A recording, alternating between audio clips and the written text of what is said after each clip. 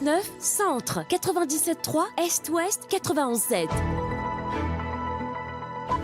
RM1, it's 9 o'clock.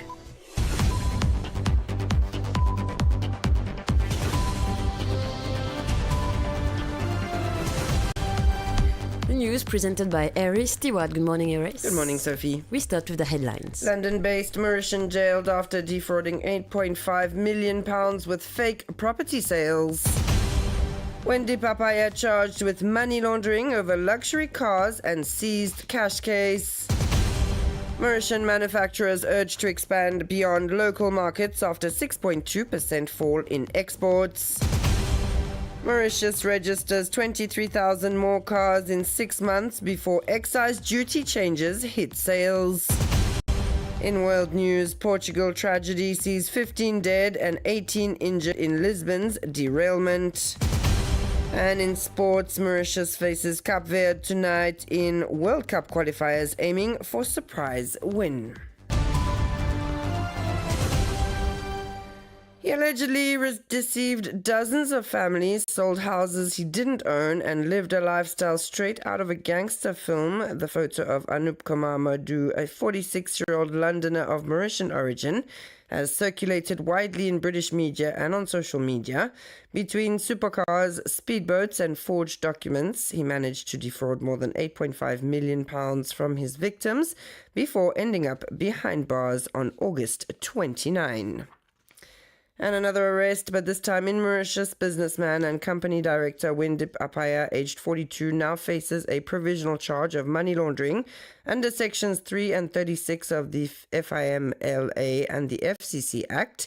He is accused of acquiring and possessing between January 2020 and March 2025 several luxury vehicles, including a McLaren, that are believed to be proceeds of crime, in whole or in part. Earlier in the day, a search was carried out at his residence where several documents were seized.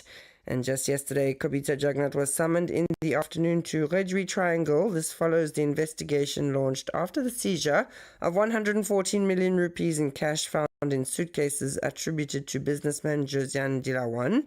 According to our information, the wife of the former Prime Minister, Pravin Jagannath, was questioned about one of the items discovered in those suitcases, an object allegedly belonging to her. Investigators sought clarification regarding the origin and presence of this element in the case. And also making headlines, the drop in exports in the second quarter of 2025, a warning sign for the Mauritian economy. According to Statistics Mauritius, exports fell by 6.2% year-on-year, largely driven by a decline in manufactured products. In response, the Association of Mauritian Manufacturers intends to act through its Made in Maurice label, which brings together over 220 companies, 450 brands, and 4,500 products. The AMM is encouraging local producers to take a decisive step, move beyond the Mauritian market, and aim for international recognition. According to Samuel Mogin, manager of industry and innovation at the AMM, if a product is successful locally, it can also appeal abroad. More on this with Ashibachu. Today, we want to support local entrepreneurs in their import substitution efforts.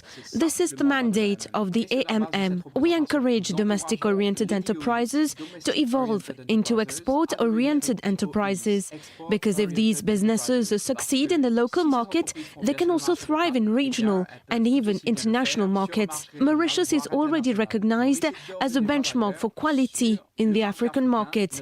It is also worth highlighting that during the last budget, we proposed a measure, the En route vers l'international project, to support local businesses in the transition towards export. I would also like to take this opportunity to congratulate the government, which has understood the relevance of this issue and has partnered with the AMM in this initiative. And moving to the roads, where the roads are hosting more and more vehicles. As of June 30 this year, Statistics Mauritius recorded 733,991 vehicles, an increase of 23,000 compared to December of last year. This growth, seen in just 6 months, coincides with the announcement of the reintroduction of excise duties on electric and hybrid vehicles. According to Mrinal Tilak, Secretary General of the Motor Vehicles Dealer Association, many buyers rushed to finalize purchases while several dealers cleared cars under the old tax regime. However, sales dropped sharply in August. More details with Ashibatu. I think some clients were concerned that the duty would increase, so they preferred to make their purchases in May and June. This explains the rise in sales we observed during those months. Currently, for July, we have noticed that sales are significant, but below the average we saw from January to June. This can be explained by the fact that many dealers had already cleared vehicles at the old tariff, allowing clients to continue buying in July. This effect extends slightly into June, as some dealers still have cars priced under the old tariff, though very few. Overall, average sales in August have dropped considerably.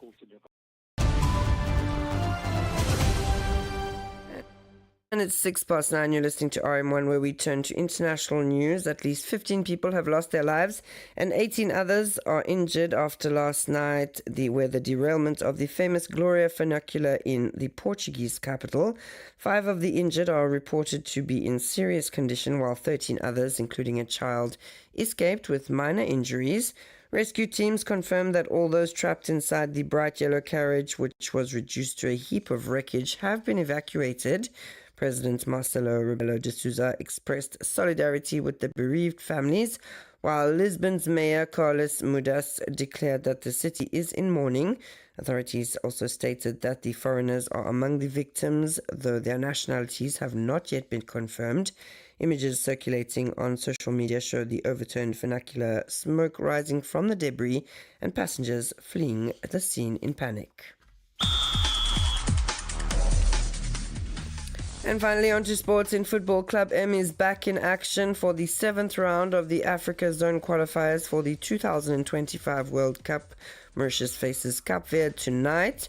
Currently sitting 5th in Group D, the Mauritian side has a tough challenge ahead against the Blue Sharks, who are top of the table. Still, Mauritius has some strong assets to put on display and could very well deliver a solid performance, maybe even claiming the 3 points at stake. That's all from me this morning. Thanks so much for tuning in. Stay tuned now to the Intermeet playlist until 10 a.m.